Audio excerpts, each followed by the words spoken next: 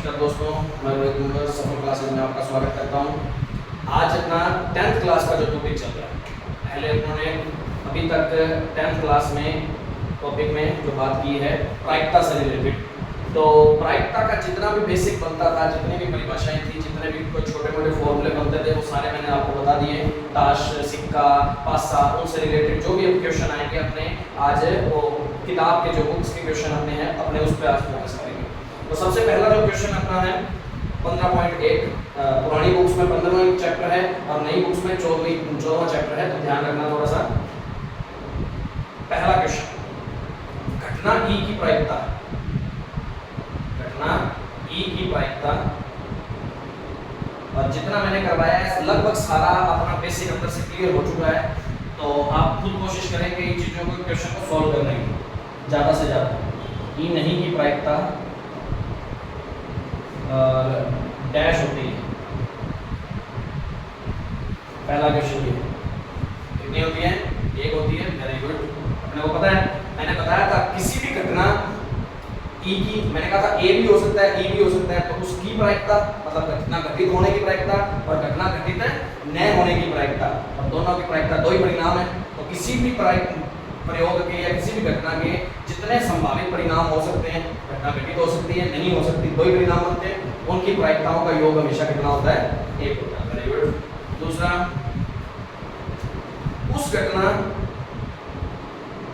घटना की प्रायिकता जो घटित नहीं हो सकती, जो घटना घटित ही नहीं हो सकती, उसकी प्रायिकता कितनी होती है? 0 होती है। और उस घटना को नाम क्या दिया था? उस घटना को नाम दिया था अनिश्चित घटना। कौन सी घटना? अनिश्चित घटना। तो ऐसी घटना क्या कहलाती है? अनिश्चित घटना। ठीक है। उस घटना की प्रायिकता जिसकी घटित होना निश्चित है, जो घटित होनी फिक्स है, उसकी प्रायिकता कितनी होगी? जो घटना फिक्स है उसकी प्रायिकता हमेशा कितनी होती है? 1 होती है। और उसका क्या नाम दिया था? निश्चित घटना नाम दिया था। क्या नाम दिया था? निश्चित घटना। तो इसकी प्रायिकता कितनी है? ऐसी घटना कहलाती है, ठीक है, निश्चित घटना कहलाती है, और इसकी प्रायिकता हमेशा 1 होती है। और 21 स्थान चल रहे हैं अपने। हाँ, अब अगला क्या है? किसी प्रयोग की सभी प्रारंभिक घटनाओं की प्रायिकताओं का योग कितना होता है?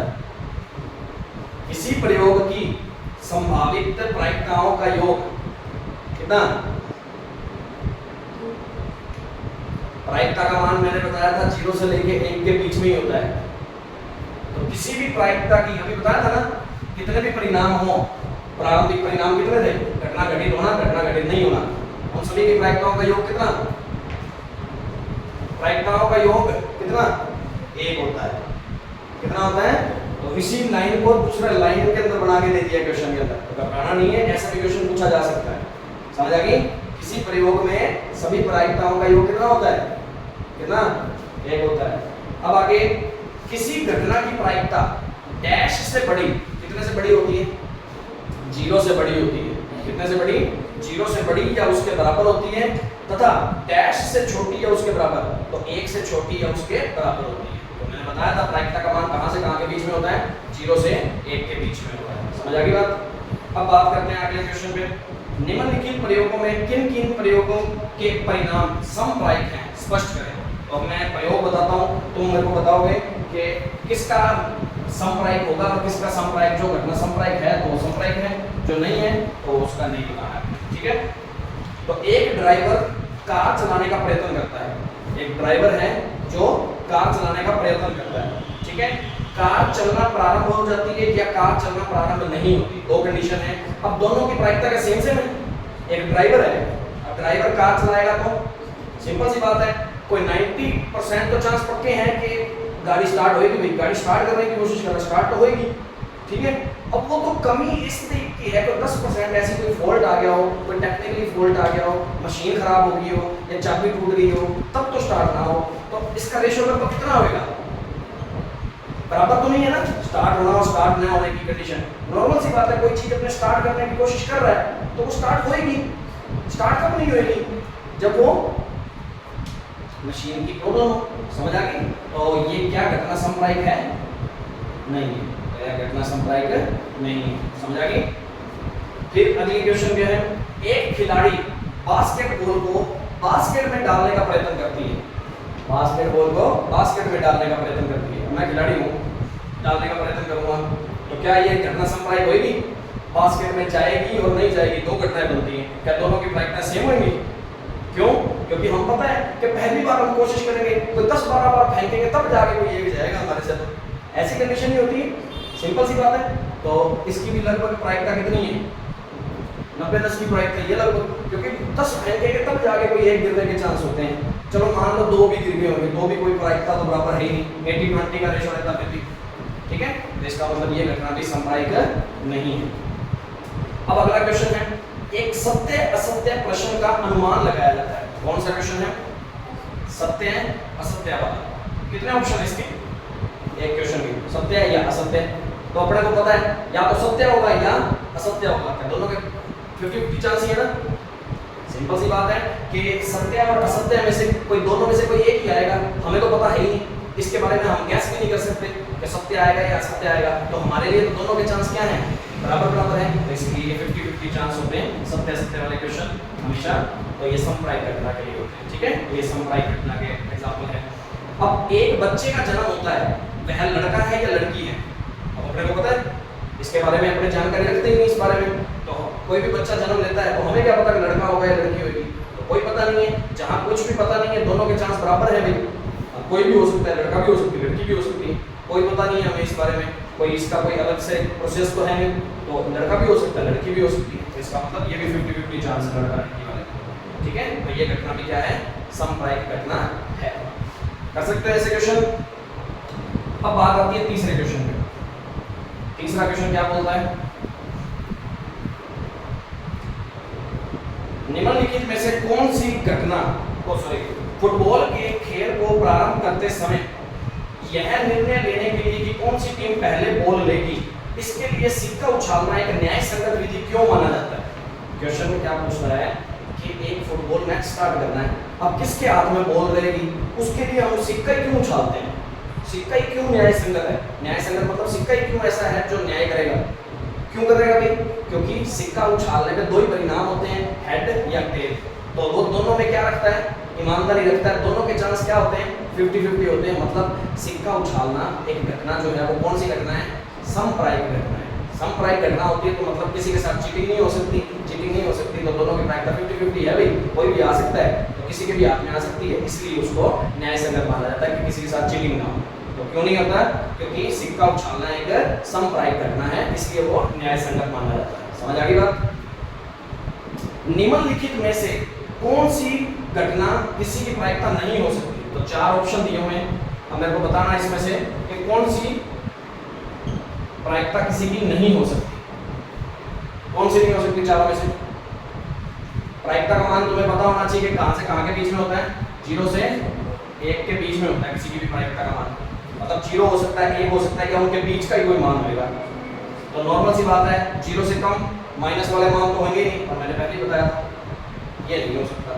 2/3 करोगे तो भी 0 पॉइंट समथिंग आएगा, तो 0 पॉइंट समथिंग इससे बड़ा ही हुआ, इसके बीच में ही आता है। 15% का मतलब होता है परसेंट आता है तो बटे में 100, 0.15, 0.15, 0.15 भी इसके बीच में ही आता है, वो भी चल जाएगा। 0.7 भी इसके बीच में ही आता है, और ये आएगा 0.66, 0.66 भी इसके बीच में ही आता है। तो वह कौन सा क्या है? माइनस वाला, क्योंकि माइनस कहाँ आते हैं? 0 से पहले आते हैं माइनस के मान। समझ आ रही बात? इसलिए अपना ये वाली वैल्यू नहीं होती है। प्रायिकता हमेशा ऋणात्मक कभी भी नहीं होती। प्रायिकता का मान कहाँ से कहाँ के बीच में होता है? 0 से 1 के बीच में होता है। तो ये 4 क्वेश्चन अपने कर सकते हैं इस टाइप के।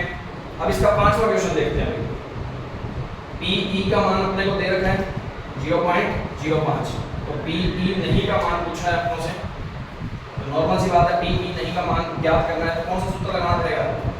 PE और PE नहीं बराबर में जानते हैं अपने सूत्र से हो गया। इसका आंसर अपने को निकाल के दिखाओ कितना आएगा? 0.05, और इसका मान अपने को निकालना है तो ये वैसे का वैसे बराबर में 1, तो PE नहीं का मान निकालेंगे तो कितना आ जाएगा? 1, ये माइनस में आ गया 0.05, और घटाएंगे तो 0.95।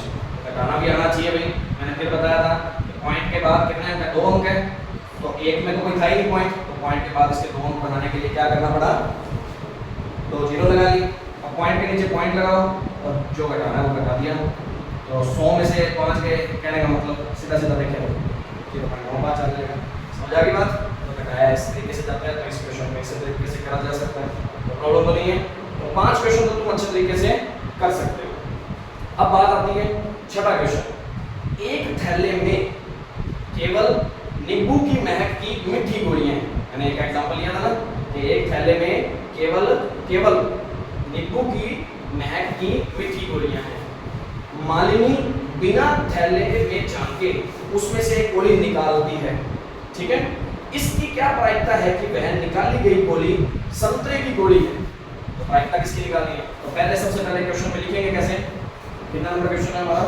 छठा। तो सबसे पहले हम लिखेंगे थैले में नींबू के महक वाली गोलियां हैं। सबसे पहले अपने ये लिखेंगे, ठीक है। फिर उसके बाद लिखेंगे संतरे की या निकाली गई गोली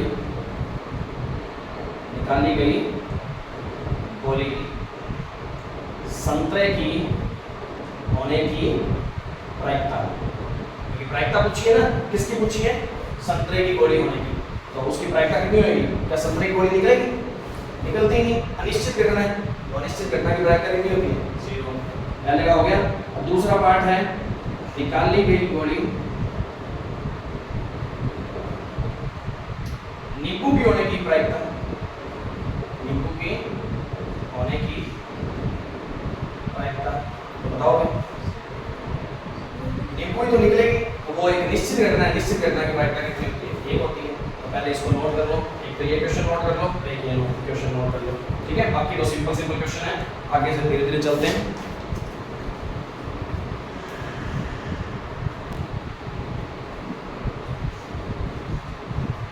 हाँ जी, इसके बाद अपने क्वेश्चन नंबर देखते हैं 7। यह दिया हुआ है कि 3 विद्यार्थियों के एक समूह में 2 विद्यार्थियों का जन्मदिन एक ही दिन न होने की प्रायिकता, ठीक है। 3 विद्यार्थियों के एक समूह में 3 विद्यार्थियों के एक समूह में 2 विद्यार्थियों के जन्मदिन एक ही दिन न होने की प्रायिकता कितनी है? 0.992। अब देखो भाई एक बात, अब क्वेश्चन में पूछ क्या रहा है, इसकी क्या प्रायिकता है कि इन दोनों विद्यार्थियों के जन्मदिन एक ही दिन हो? तो 2 विद्यार्थियों के जन्मदिन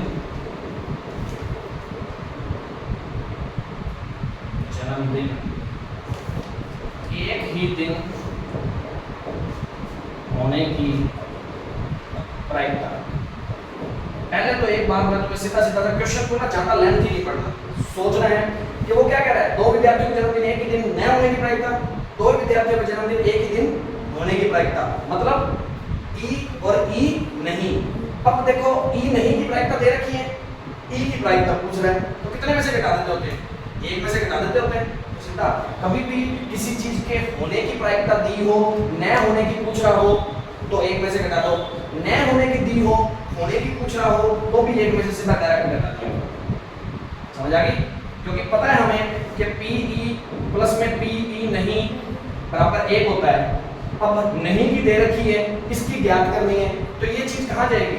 1 के माइनस में तो जाएगी। तो इसकी प्रायिकता निकालने के लिए क्या करना पड़ेगा? उस प्रायिकता को 1 में से घटाना पड़ेगा, तो सीधा ही कर देते हैं ना 1 में से।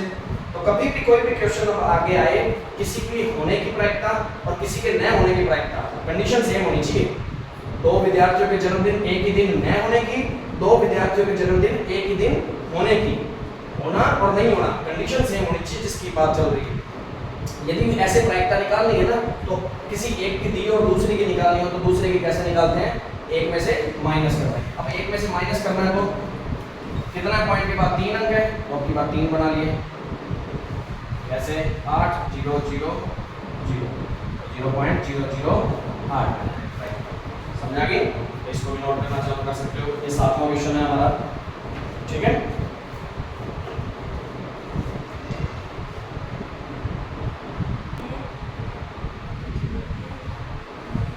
अब अगला क्वेश्चन जो अपना दे रखा है इस क्वेश्चन के अंदर क्या दे रखा है कि एक थैले में 3 लाल और 5 काली गेंदें हैं।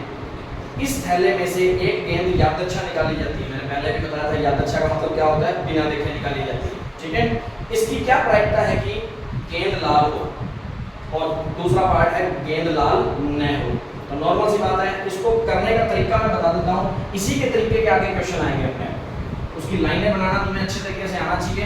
क्या लाइनें बनेंगी अपनी कि एक थैले में लाल गेंद कितनी है 3, तो थैले में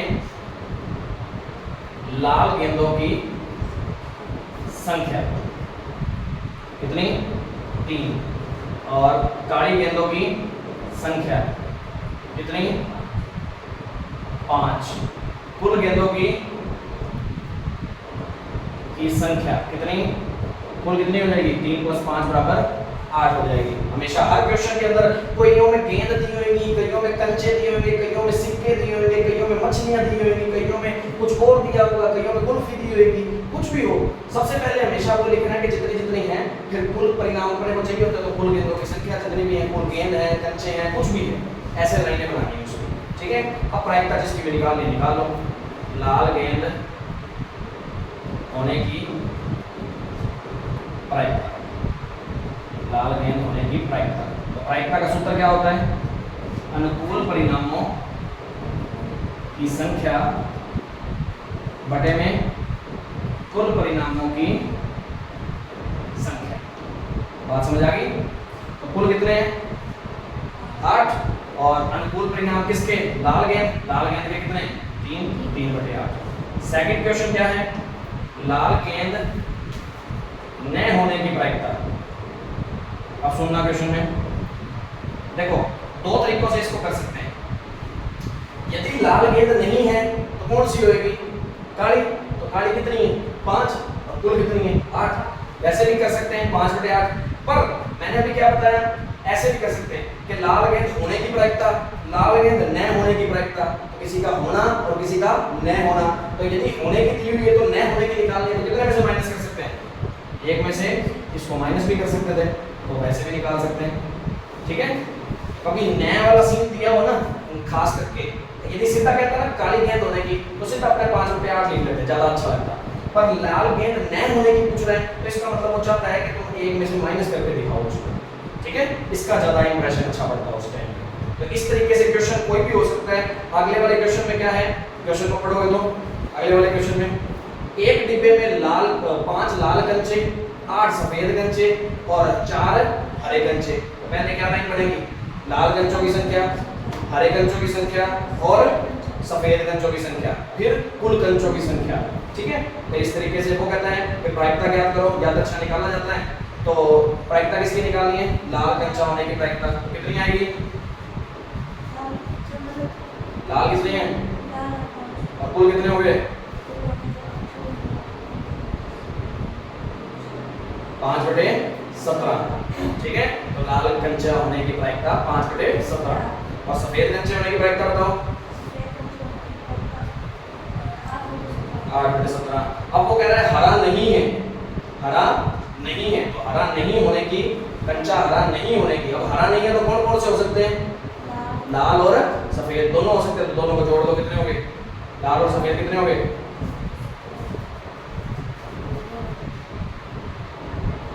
5 और 8 है 13। ठीक है, 13/17। इस तरीके से प्रायिकता निकाल लेंगे, अपने लाइनें बना के कर लेंगे। अगला क्वेश्चन थोड़ा सा देखो, एक पिग्गी बैंक में 50 पैसे के कितने सिक्के 100। पहली लाइन लिखेंगे 50 पैसों के सिक्कों की संख्या बराबर 100। 1 रुपए के कितने सिक्के हैं 50, तो 1 रुपए के सिक्कों की संख्या बराबर 50। 2 रुपए के कितने सिक्के हैं 20, तो 2 रुपए के सिक्कों की संख्या बराबर 20। फिर और क्या है 5 रुपए के सिक्कों की संख्या बराबर 10। कुल सिक्कों की संख्या बराबर कितने हो जाएंगे 100 और 50 और 20 और 10 180। कितने हो गए 180 सिक्के हो गए। कुल सिक्कों की संख्या बराबर 180। अब वो कहता है यदि पिग्गी बैंक बोलते हैं गुल्लक को, ध्यान रखना, गुल्लक जो अपना होता है ना पिग्गी बैंक उसको बोलते हैं। और पिग्गी बैंक को हिलाकर उल्टा किया, उल्टे करने पर एक सिक्का नीचे गिरा, वो परिणाम समप्रायिक है। तो इसकी क्या प्रायिकता है कि गिरा हुआ सिक्का 50 पैसे का हुआ। तो प्रायिकता किसकी निकालनी है? 50 पैसे के सिक्के की प्रायिकता, 50 पैसे के सिक्का होने की प्रायिकता। 50 पैसे के सिक्के कितने हैं? 100। और कुल कितने हैं? 180। कुल कितने हैं? 50 बटे 100 बटे 180। 50 पैसे के सिक्के कितने हैं? 100। 100 बटे कुल सिक्के कितने हैं? 180। 100 बटे 180, 0 से 0 कट जाएगी, 5 बटे 9 आ जाएगा, काटेंगे तो उसको आगे। और 5 रुपए का नहीं है, मतलब 5 रुपए का नहीं लेना, तो कौन कौन से ले सकते हैं? 50 पैसे का ले सकते हैं, 1 रुपए का ले सकते हैं और 2 रुपए का ले सकते हैं। तो 5 पैसे के कितने नहीं है? 10 थे 5 रुपए के, उसको हटा दो, बाकी कितने रह गए? 170 बटे 180 कर सकते हैं ऐसे। तो इस तरीके से अपने इसको आगे काटा पीटी कर सकते हैं। अगला क्वेश्चन देखना, गोपी अपने जल जीव कुंड के लिए, गोपी अपने जल जीव कुंड के लिए दुकान से मछली खरीदती है। दुकानदार से एक टंकी में जिसमें 5 तो नर मछली और 8 मादा मछली, जेंट्स और लेडीज में आगे बात, 5 नर मछली जेंट्स और 8 मादा, ठीक है, लेडीज में। तो में से एक मछली उसने यादृच्छा निकाल के उसको दे दी। तो सबसे पहली लाइन क्या बनेगी? नर मछलियों की संख्या बराबर 5 और मादा मछलियों की संख्या बराबर, कुल मछलियों की संख्या बराबर 13। Very good. अब उसमें से एक मछली उसने दे दी, तो इसकी क्या प्रायिकता है कि निकाली गई मछली नर मछली है। तो किसकी प्रायिकता निकालनी है? नर मछली की। तो नर मछली होने की प्रायिकता कितनी?